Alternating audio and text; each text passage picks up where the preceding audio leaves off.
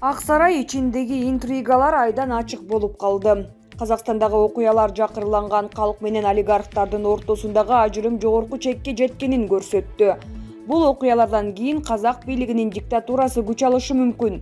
Мындай пикири менен Вашингтондагы Улуттук коргонуу университетинин профессору Эрика Марат Азаттыкка бөлүштү. Эрика айым, Казакстандагы соңку окуялар бийликтин жогорку сересиндеги кризисти далилдедиби? Токаевдин баарын өзү айткандай террордук топторго шылтоосу бийликтин жүзүн сактап калуу аракетиби? Казакстандагы окуялар эл олигархтардан турган элита менен карапайым катмардын тактап айтканда эптеп жан багып жаткан калктын ортосундагы ажырымга мындан ары чыдай албай калганын көрсөттү. Анткени бул ажырым соңку жылдары өтө эле тереңдеп кеткен. Албетте бул бийликтин жүзүн, Нурсултан Назарбаевдин жүзүн сактап калуу аракети.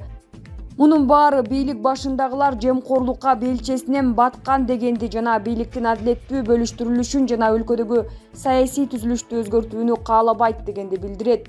Ак сарай ичиндеги интригалар айдан ачык болуп калды. Бирок албетте бул жерден ким эмне кылганын так айта албайбыз. Азыр маалымат абдан аз, интернет өчүрүлгөн. Мунун баары имиштердин деңгээлинде эле чыгып жатат.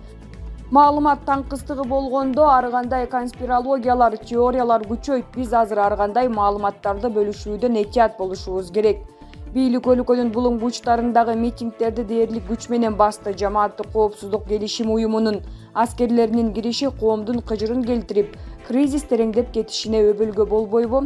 ЖККнун күчтөрүн киргизүү өтүнүчү менен кайрылуу, өзүнүн куралсыз элине каршы эл аралык күчтөрдү чакыруу албетте казак бийлигинин чектен чыккан көрүнүшү.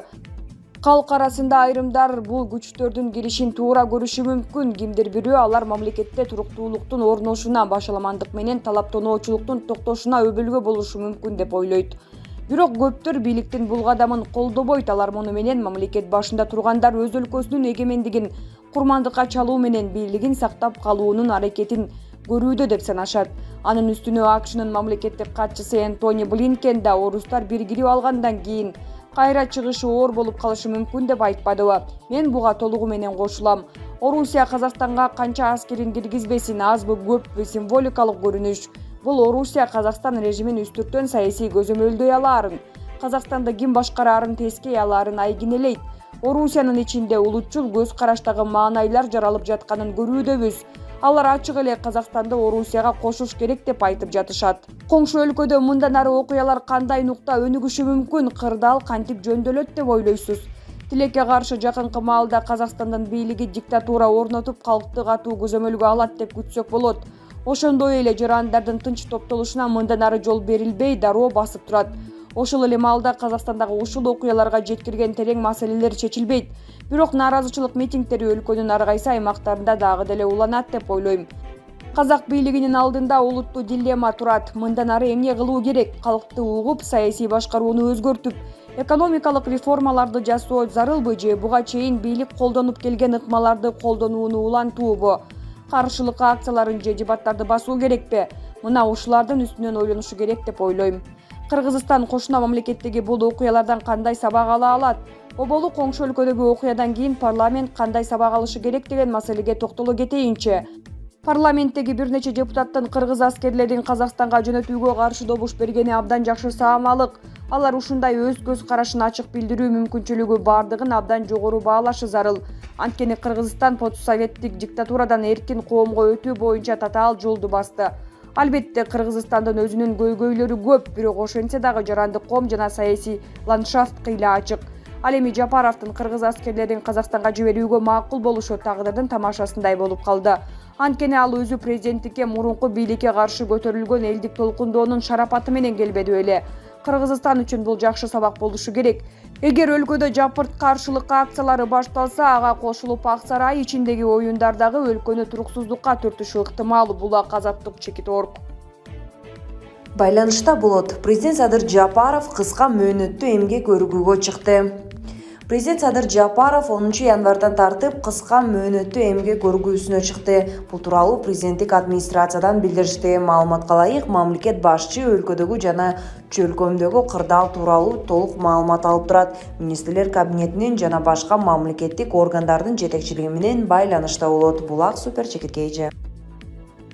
Казакстан Жамбыл облустук милициянын жетекчиси өз жанын кыйды.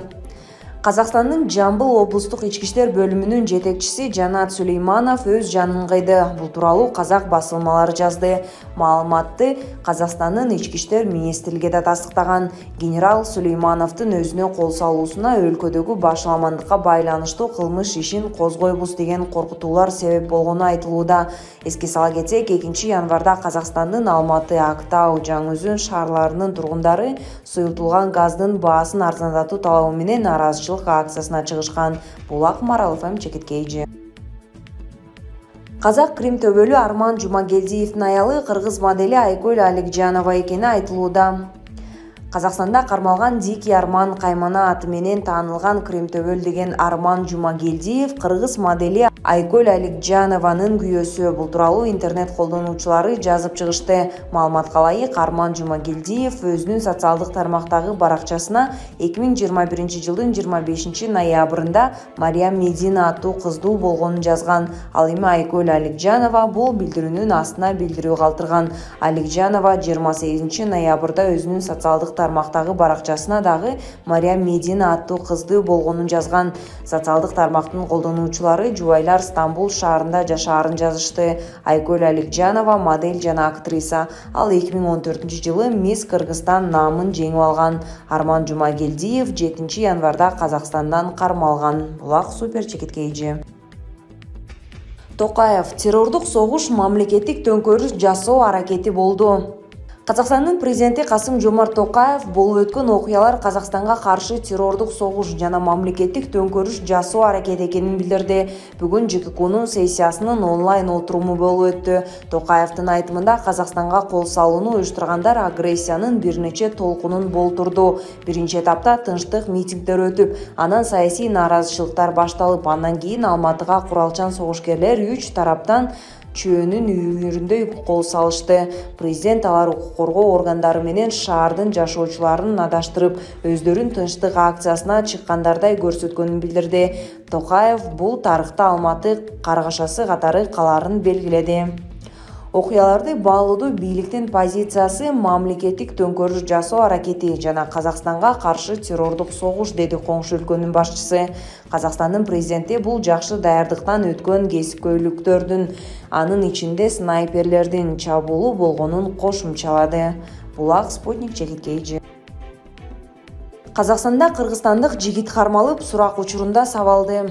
Казакстандын Чымкент шаарында Кыргызстандын жараны 1997-жылы туулган Баялы Төрөгелдиев кармалды. Бул тууралуу Кыргыз Республикасынын Акыйкатчы институту билдирди. Төрөгелдиевдин туугандарынын айтымында Баялы сурак учурунда укук коргоо органдарынын кызматкерлери тарабынан сабалган жана учурда оор абалда. Ага медициналык жардам да көрсөтүлбөй жатат. Кыргыз Республикасынын Акыйкатчы институту Казакстандын адам укуктары боюнча өкүлү Эльвира Азимова кайрылып, Кыргызстандын ар бир жаранынын укугун коргоого көмөктөшүүнү суранды. Ошондой эле эмгек мигранты Баялы Төрөгелдиевге юридикалык жана медициналык жардам көрсөтүүнү өтүндү. Булак Назар Ньюс Чекиторг. Жанар Акаев: Викрам сыяктуу бейкүнөө айыпталып жаткан ар бир жараныбызды коргоп алуу керек. Казакстандын бир нече шаарларынан жарандарыбыз азыр да кайрылууда. Окуя болгон күндөрүн тарта эле биз ТИМ күч органдары менен байланыш түзүп берип, коопсуздукту камсыздоо боюнча колубуздан келгенче аракетибизди жасап келатабыз. Урматтуу Казакстанда эмгектенип жашаган мекендештер, кандайдыр бир маселе жаралса, ушул телефондорго чалыңыздар деп ТИМ маалымат таратты. Түндүк тарапта болсо элчиликке, түштүк тарабында консулдукка. Бүгүн эле Шымкенттеги жарандарыбыздын үйүнө чейин келип, сурак алган факты боюнча да ТИМге жана ИИМге жибердим.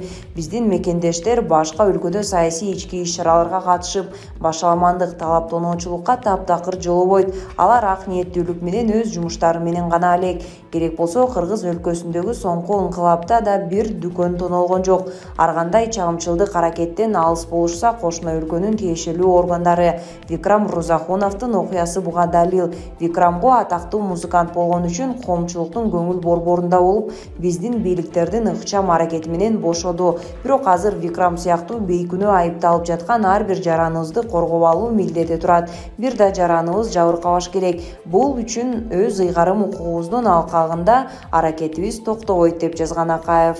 Бул Ак Супер Чекиткейчи.